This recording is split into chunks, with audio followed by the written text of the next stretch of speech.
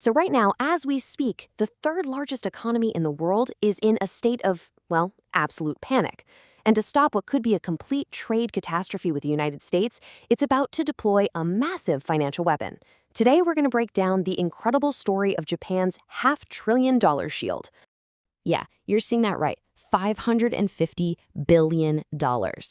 Let that number sink in for a second. That is the jaw-dropping amount of leverage Japan is throwing on the negotiating table.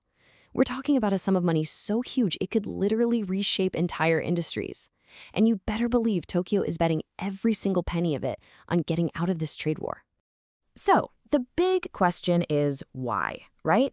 Why this incredibly dramatic move? Why is Japan, one of America's closest and most important allies, basically trying to buy its way out of a crisis? Well, to get our heads around that, we need to rewind just a little bit and look at a chain of events that unfolded with breathtaking speed. Okay, so let's set the scene, because this is happening right now. Today, March 4th, Japan's trade minister, Ryosei Akazawa, is on an emergency flight to Washington, D.C. And let me be clear, this is not your standard run-of-the-mill diplomatic visit. No, this is a desperate, last-ditch scramble to head off a full-blown economic disaster. His mission? It's crystal clear and it's everything. He has to sit down with the Trump administration and somehow, some way, get an exemption from a brutal new American tariff. Because without it, we're talking about a potential knockout blow to key parts of Japan's economy, especially its world-famous auto industry. But how did we even get here? This whole crisis didn't just pop up out of nowhere. It was actually ignited by a legal bombshell that went off in Washington. And here's the crazy part. For a hot second, it looked like it was actually good news that would end the trade war. Instead, it made everything 1,000 times worse. Okay, so for months, the Trump administration had been using this law called the International Emergency Economic Powers Act, or IEEPA for short, as its main legal justification for tariffs. Then, just a few days ago, boom, the U.S. Supreme Court steps in with a big 6-3 decision and says, nope, you can't use this law that way. And just like that, the tariffs were gone. Voided. And this is where things just get wild. Look at how fast this all went down. On day 1, the court rules. On day 2, for about 24 hours, everyone's celebrating. Foreign governments, corporations, global markets are all thinking the trade war is over. But whoa, they celebrated way, way too soon. Because President Trump was furious. He immediately dusts off this different, much older law, Section 122 of the Trade Act of 1974, and unleashes an even bigger economic weapon. And here is the single most important thing you need to understand. This new tariff is a whole different beast. It's bigger, it's broader. We are talking a staggering 15% blanket tax on everything imported into the U.S. It doesn't matter if you're a close ally, there are no special categories, no exceptions. Just a flat tax on everything for 150 days. And that, as you can imagine, sent absolute shockwaves around the entire globe. And that brings us right back to Japan's monumental countermove. Faced with this terrifying new reality, Tokyo immediately activated a contingency plan.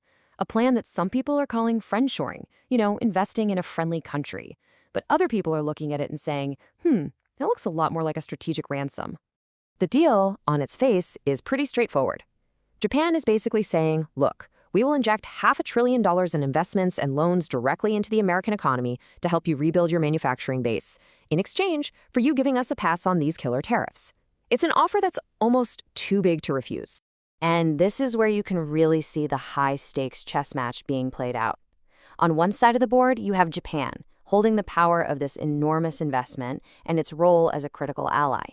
On the other side, the U.S. is wielding the immense pressure of its new tariff and, of course, access to the world's largest consumer market. So, the billion-dollar or $500 billion question is, who is going to blink first? And here's how you know just how serious Japan is. This isn't some vague promise for some time down the road. Nope. Tokyo has already put its money where its mouth is.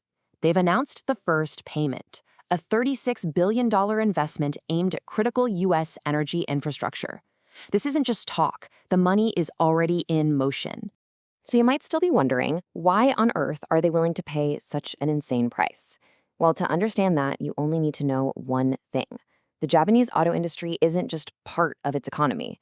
For all intents and purposes, it is the economy. It is the absolute backbone, and that backbone is now under direct existential threat. We're talking about global giants here. Brands that are household names all over the world: Toyota, Honda, Nissan, Subaru. These companies rely so heavily on the American market. A sudden, massive 15% tariff would be nothing short of catastrophic for them. And you don't need a PhD in economics to understand the brutal simplicity of this problem. You slap an extra 15% on the sticker price of a Japanese car overnight, what do you think is going to happen? American consumers are going to take one look at that price tag and say, you know what, I think I'll buy the Ford or the Chevy instead. It's really that simple. And the stakes here really could not be higher. The Japanese government knows that if their auto sector takes a major hit, this won't just be a problem for a few big companies. It would very likely be enough to drag the entire Japanese economy into a deep, painful recession. But the shockwaves from this whole showdown are being felt far, far beyond just Tokyo and Washington. This is not just a story about Japan and the US anymore. This high-stakes negotiation has become a critical test case, and believe me, the entire world is watching to see how this thing plays out. So let's meet the four main players at the center of this whole drama. You've got Minister Akazawa. He's the guy on the plane right now. His job is to hammer out the details with U.S. Commerce Secretary Howard Lutnick. But ultimately, the final deal is going to be decided in a face-to-face meeting between Japan's Prime Minister, Sanae Takaichi, and President Trump himself. And yeah, the clock is ticking. Loudly. There's a hard deadline, March 19th. That's when Prime Minister Takaichi is scheduled to land in Washington for a summit. That means her negotiator, Akazawa, has just 15 days to get the basic framework of a deal done. If he fails, that summit is going to be an absolute diplomatic disaster. And this really gets to the heart of why the rest of the world is so invested in this. Countries like South Korea, Taiwan, the entire European Union, they're all holding their breath. They're asking a very simple and, frankly, terrifying question. If Japan, one of America's closest allies with a $500 billion checkbook, can't buy its way out of these tariffs, what hope in the world do we have? What we are all witnessing here could be a genuine paradigm shift in how global trade works. The old era of big, multilateral free trade agreements might just be over. We could be entering a brand new reality, one defined by intense one-on-one power plays, where economic might and gigantic investments are the new tools of diplomacy. Which leaves us with the ultimate question, doesn't it? Is this new American strategy, using tariffs as a stick to get massive foreign investment as the carrot, is it a genius economic move, or is it a really high-risk gamble that's going to backfire and shatter the very global alliances the U.S. depends on? The answer to that question might just be decided in the next 15 days.